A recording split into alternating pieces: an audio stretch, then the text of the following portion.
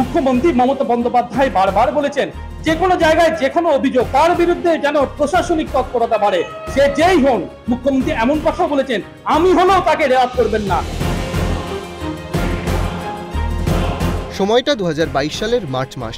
দুর্গাপুরের কেন্দ্রীয় শিক্ষা প্রতিষ্ঠানের প্রাক্তন অধ্যাপক সত্যনারায়ণ সরকার বেনাচিতি বাজারের কমলপুর প্লটের নিজের বাড়ির একাংশে ক্লিনিকের জন্য ভাড়া দেন দুর্গাপুর নগর নিগমের 27 নম্বর ওয়ার্ডের প্রাক্তন তৃণমূল কাউন্সিলর ডক্টর ছবি নন্দীকে। চুক্তিমাফিক মাসে 50,000 টাকা রফা হয়। পরবর্তীতে ছেলের পড়াশোনার কারণে অন্য বাড়িতে থাকতে শুরু করেন সত্যনারায়ণ সরকার ও তাঁর স্ত্রী।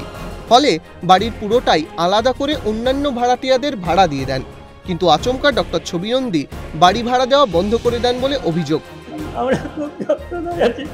আমার 69 ইয়ার্স বয়স, আমি শেষ পুঁজি দিয়ে বাড়িটা করেছিলাম। আমি এখন ভাড়া পাই না, নিজে ভাড়া বাড়িতে আছি। কিন্তু বাস্তবের ছবিটা যে উল্টো কথা বলছে, দুর্গাপুরের এই ছবি কিন্তু কার্যত স্পষ্ট হয়ে গেছে।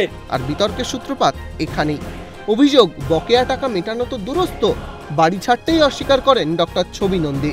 আইনজীবীকে দিয়ে বাড়ি ছাড়ার নোটিশ পাঠালেও বাড়ি ছাড়তে নারাজ প্রাক্তন ওই তৃণমূল কাউন্সিলর। উনি ভাড়া বারবার চাইতে গেলে 6 মাস 7 মাসের ভাড়া নেই।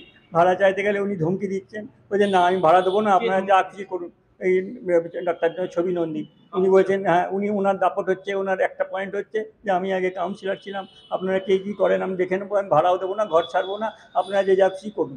মাননীয় মুখ্যমন্ত্রী বলার পরে আমরা খুব আশ্বস্ত হয়েছি, উজ্জীবিত হয়েছি। উনি বলেছেন যে সরকারি সম্পত্তি বা জমি কেউ যদি দখল করে রাখে, ইমিডিয়েট তার এগেনস্টে প্রম্পট অ্যাকশন নিতে এবং পুলিশকে কড়া পদক্ষেপ করতে বলেছেন। বাড়িটা যদি ছেড়ে দেন তাহলে তো আমরা ছাড়ছেন না, আমরা এখন ভাড়া বাড়িতে আছি। আপনাদেরকে মানহানির মামলা করব, হ্যাঁ আপনারা চাইতে পারবেন না, আপনাদেরকে থ্রেটনিং দিচ্ছেন যে ওনাকে কোনোভাবে আক্রমণ করা হবে বা কিছু। হ্যাঁ, চক্রান্তের শিকার হয়েছি অভিযোগ অস্বীকার করে পাল্টা দাবি প্রাক্তন তৃণমূল কাউন্সিলরের। এটা প্রথমেই বলি, উনি যে কথা বলেছেন সম্পূর্ণটাই মিথ্যে। ওনার সাথে কোনো প্রতারণা করা হয়নি, ওনার ভাড়াও কখনো বাকি রাখা হয়নি এবং ওনাকে কখনোই আমরা কেউ হুমকি দিইনি। আমার মনে হচ্ছে এটা কোনো চক্রান্তের শিকার আমি হয়েছি, যেহেতু আমাদের পুরসভার ভোট কাছাকাছি আসছে। উনি হয়তো কোনোভাবে আমার ইমেজটা নষ্ট করতে চাচ্ছেন। নিশ্চয়ই আমাদের তদন্ত করে দেখব যে তার সম্পর্কে যে অভিযোগটা এসছে কতদূর সত্যি। যদি সত্যি প্রমাণিত হয় নিশ্চয়ই ব্যবস্থা নেওয়া হবে। ঘটনায় শুরু হয়েছে রাজনৈতিক তরজা। এগুলো কখনোই কাম্য নয়।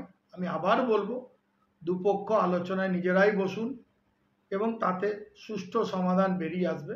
তাহলে মুখ্যমন্ত্রী নিজে কাল নবান্ন থেকে নিদান দিয়েছেন, তাকেই এই মানুষটি সুরাহা করে দিতে হবে। মানুষটিকে অনুরোধ করবো লিখিতভাবে, উনি তথ্য যেমন এফআইআর হয়েছেন, তিনি মুখ্যমন্ত্রীকেও লিখিতভাবে জানবেন। এখন দেখার বিষয় প্রশাসনিক তৎপরতা কত বাড়ে, দেখার বিষয় এরা সুবিচার পায় কিনা, দেখার বিষয় মুখ্যমন্ত্রী যে কথা বলেছিলেন সেই কথার বাস্তব রূপায়ণ হয় কিনা, না সবই কথার কথায় আর বইয়ের পাতাতে বন্দী হয়ে থাকবে। দুর্গাপুর থেকে রাজেশ সেনগুপ্ত, ক্যালকাটা নিউজ।